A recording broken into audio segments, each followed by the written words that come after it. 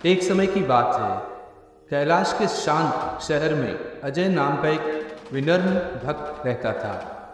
अजय भगवान महादेव में अपनी अटूट आस्था और उनके प्रति समर्पण के लिए जाने जाते थे। हर सुबह अजय जल्दी उठता और पास के मंदिर में भगवान शिव की पूजा करता। वह महादेव की दिव्य उपस्थिति में डूबकर मंत्रों का जाप करते और भजन गाते थे।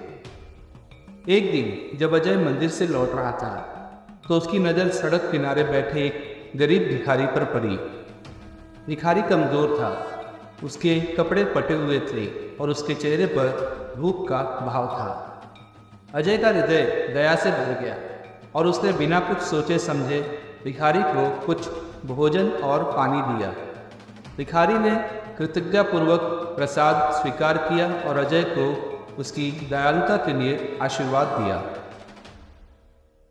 अजय को क्या पता था कि भिखारी कोई सामान्य व्यक्ति नहीं है। वह वास्तव में भगवान महादेव थे, जो अजय की भक्ति और निस्वार्थता की परीक्षा ले रहे थे। अजय के पवित्र हृदय से प्रसन्न होकर महादेव ने उसे पुरस्कृत करने का निश्चय किया। उस रात जब अजय गहरी नींद में सो गया था तो उसने भगवान महादेव का सपना देखा। उनके सपने में महादेव प्रकट हुए और कहा, अजय, तुम्हारी भक्ति और करुणा ने मेरा दिल को छू लिया है। मैं तुम्हारा निस्वार्थ कार्यों से प्रभावित हूँ। अपने आशीर्वाद के प्रतीक के रूप में मैं तुम्हारी एक इच्छा पूरी करूँगा। बताओ, क्या है वही है जो तुम्हारा हृदय चाहता है। अजय खुशी से झूम उठा। उन्होंने एक पल के लिए सोचा और कहा, महादेव, मैं अपने लिए कुछ नहीं बल्कि सभी जीवित प्राणियों की भलाई चाहता हूँ। मेरी इच्छा है कि इस दुनिया में किसी को भी कोई बीमारी या सिर दर्द से पीड़ित ना हो। कृपया मुझे ज्ञान और ठीक करने की शक्ति प्रदान करें लोगों को इस कष्ट से। महादेव मुस्कुराए और अजय की इच्छा पूरी की। उस दिन के बाद अजय के पास सिर दर्द से पीड़ित लोगों को ठीक करने की क्षमता आ गई। उन्हें व्यापक रूप से सिर दर्द ठीक करने वाले के रूप में जाने लगे और उन्होंने विभिन्न गांवों की यात्रा की और अपने दिव्य स्पर्श से लोगों को ठीक किया।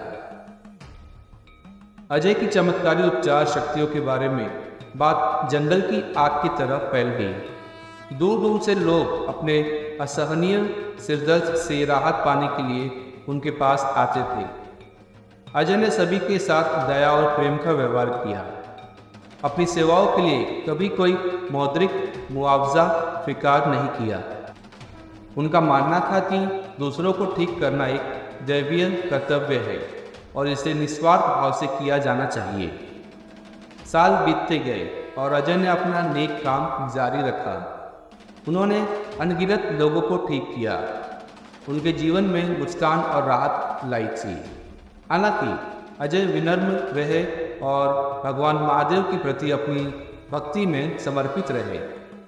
वह यह कभी नहीं भूले कि उसकी शक्तियाँ ईश्वर की ओर से एक उपहार थी। एक दिन जब अजय अपनी यात्रा के अंत के करीब था, एक युवा लड़की उसके पास आई। वह गंभीर सिर दर्द से पीड़ित थी, जिससे वह बहुत परेशान थी। अजय ने अपनी दयालु आंखों से धीरे से उसके माथे को छुआ और भगवान महादेव से प्रार्थना की।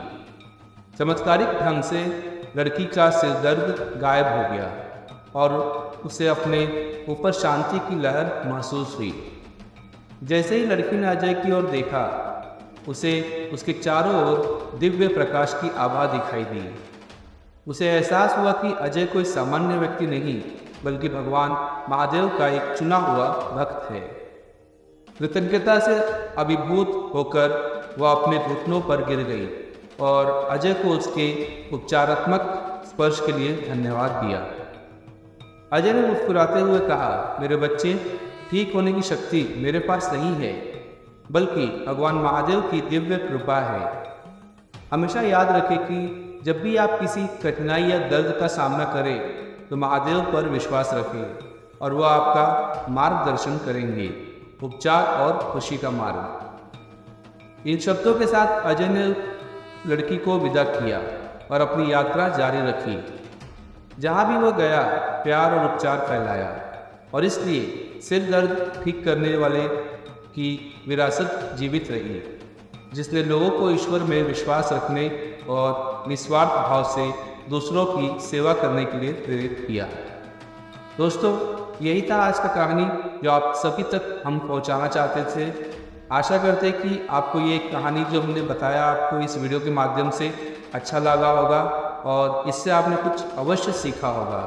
और आपने अगर कुछ इस वीडियो से कुछ सीखा है तो आप सभी से निवेदन है कि वीडियो को एक लाइक कीजिएगा, चैनल को सब्सक्राइब कीजिएगा और बेल नोटिफिकेशन ऑन कीजिएगा, ताकि आप सभी को हमारे आने वाले नए वीडियो का अपडेट मिलता रहे।